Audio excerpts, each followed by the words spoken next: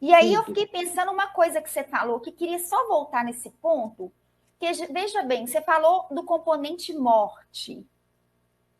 Será que quando a gente não impede uma criança de passar pela experiência do luto, da criança ver um velório, um enterro de um corpo, a gente de alguma forma também não está limitando a criança a criar uma estrutura psicológica de fortalecimento moral para lidar com os desafios da vida, inclusive com a dor?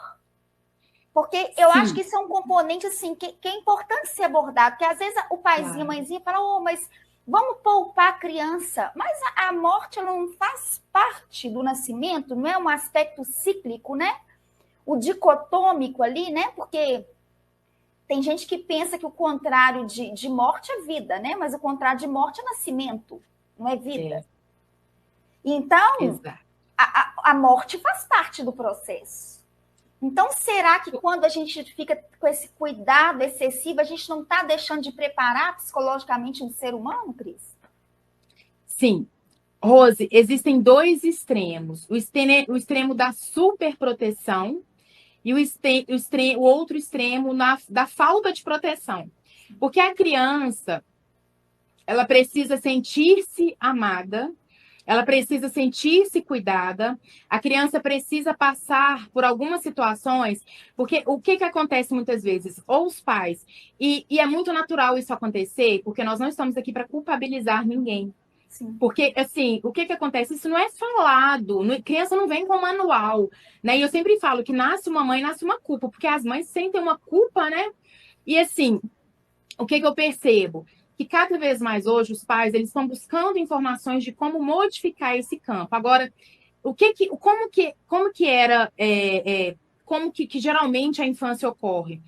Famílias muitas vezes disfuncionais que passaram também por diversas dores que não foram tratadas e aquilo vai dando uma continuidade. Nós temos que entender o seguinte: a criança é um mundo, né? E esse mundo da criança, ela vai ter que aprender a lidar com a tristeza, com a raiva, com a frustração, com o amor, mas ela precisa sentir-se amparada, ou seja, as primeiras pessoas que a criança se identifica e percebe o amor, percebe o que é o amor, é através de como os cuidadores. Por que eu falo cuidadores? Porque nem sempre a criança é cuidada por pai e mãe. Às vezes é um tio que cuida, às vezes é uma tia, às vezes a mãe morreu, acontece uma série de questões. Então, os cuidadores, vamos dizer, no lugar de pais, eu vou falar cuidadores. É essa percepção que a criança tem de mundo. O mundo da criança é visto através de como os cuidadores agem. Então, se a criança ela é super protegida, ela passa a crescer com medo de fazer qualquer coisa. Se a criança é extremamente desamparada e ela tem que dar conta de tudo, ela cresce achando que ela tem que dar conta de tudo. E muitas vezes, o meio, qual seria o fator primordial?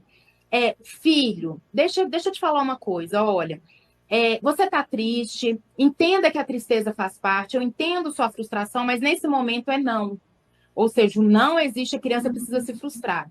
Quando a criança passa a entender um pouco mais, por volta aí de 3, 4 anos, morreu alguém na família, converse com a criança e fale.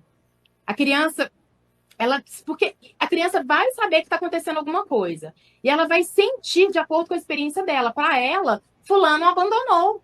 Ela não tem a ideia assim, morreu porque na cabeça da criança, a pessoa foi embora e nunca mais apareceu, desapareceu.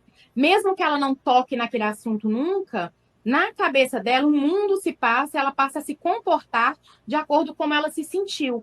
Porque é na infância, Rose, que são formados esquemas mentais. O que é isso? Tudo aquilo que gera alguma emoção